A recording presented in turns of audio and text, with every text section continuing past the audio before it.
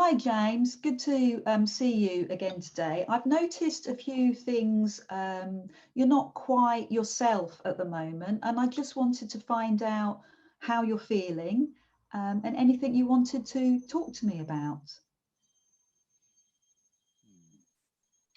Uh, yeah, I guess. Yeah, I guess things are a little bit tough at the moment.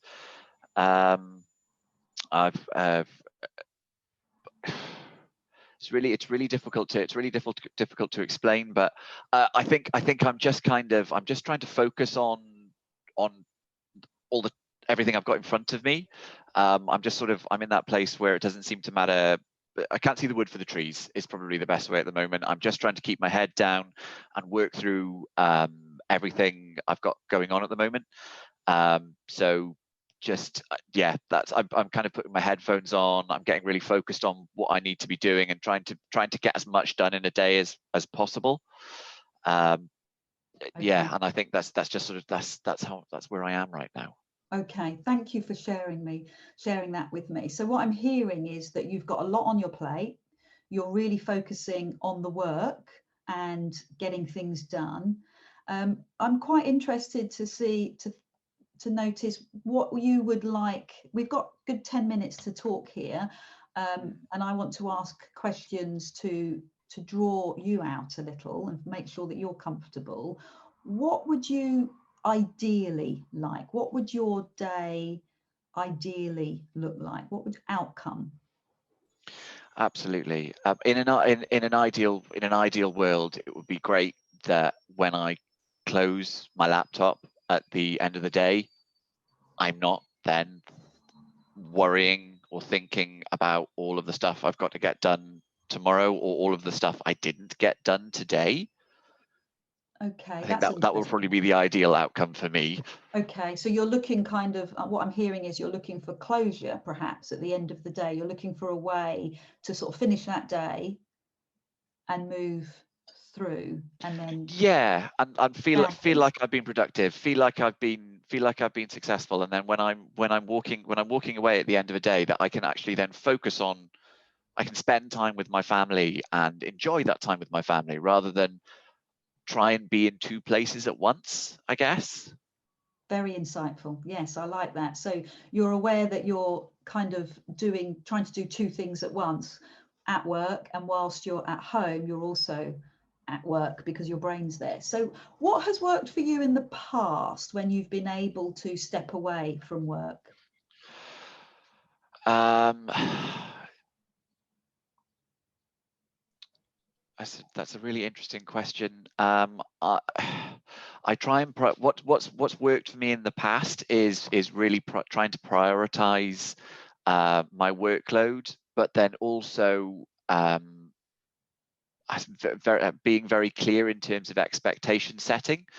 And that sort of that's made me feel like I have an element of control over the situation. If if I'm given a deadline and then just sort of work to that, or no, I'm going to fail that without communicating. I think that's kind of where I am right now. Okay, so talk to me more about that deadline. Is that deadline a personal deadline, or is that a deadline that somebody has given you? So I'm very much working to deadlines that I've been given at the moment. Okay, so how can that work better for you?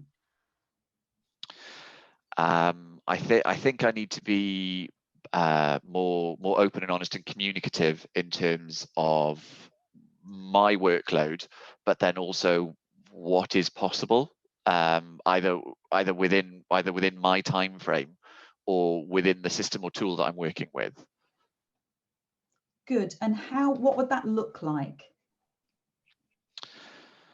I think that would depend on the situation. If it's a conversation, then my pushing back more if I'm given a deadline that I don't feel is appropriate, either communicating at that stage that I can't do that, or if it's something that I then go away and reflect on, and when I'm planning out my time, realizing that it's not going to be possible, communicating that in a more proactive way. And then vaguely the same with then if it comes to me through inbox. If it comes in through an email, it's a little bit easier because I can then assess it before I respond. Okay. But then assessing the situation, looking at my workload, looking at my my priorities and my planning, and then responding with what I feel an appropriate timeline would be to that email.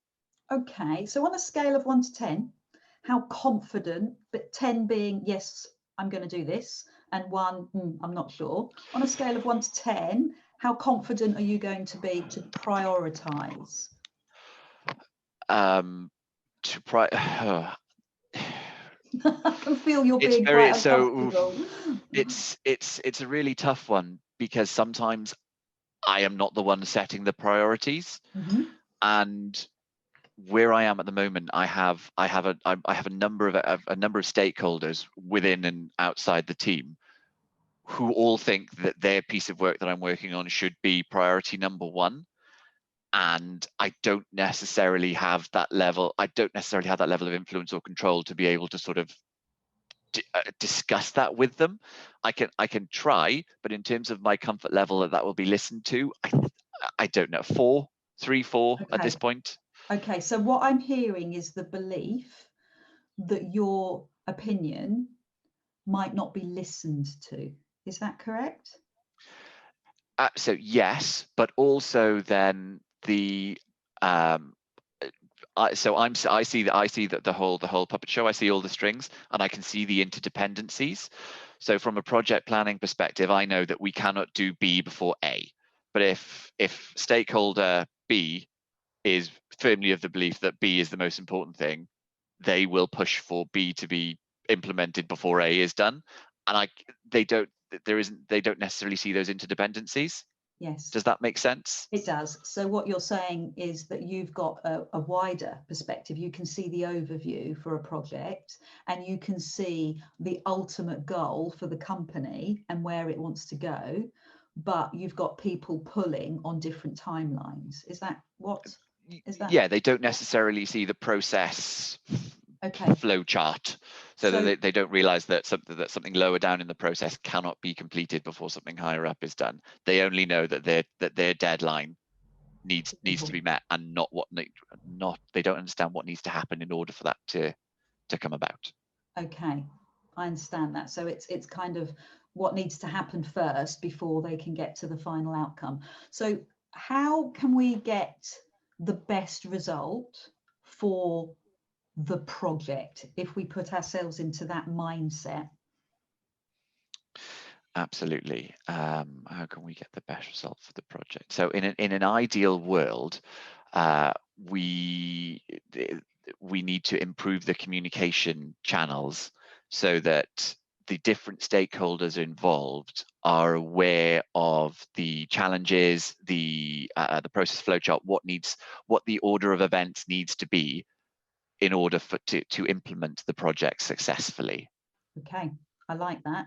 That comes back to you as a key person in this event and in this project, and this belief that your view won't be heard. So what can you do to make sure that you are heard? Perhaps then the best thing is to either have something like either a project plan in place, and we have a stakeholder meeting, call, email, some sort of communication structure that would enable stakeholders to have some sort of visible cue as to what is going on with the project, something along those lines. So I can all of the information that is in my brain around the project is then visible and accessible to them in hopefully a way that makes sense. That sounds like a great plan. On a scale of 1 to 10, how comfortable are you now? it's going to be difficult to improve my comfort level without seeing how this lands. Okay. So while I'm having something like that in place would certainly, I think, is certainly a really good first step. I need my stakeholders to buy into this, and some of that is on me, but some of that is also on them. Okay. So I would need that sort of ratification from them. But I'm feeling more confident, but I need them to as well. Yes, I hear that. So you're looking for sort of a company-wide understanding. Okay, so we've unpicked quite a lot here today. I'm happy to carry on this conversation if you want, but I hope you feel a little more that we've explored some of the options. Yeah, absolutely. Sort of actually, I feel like I have a greater measure of control.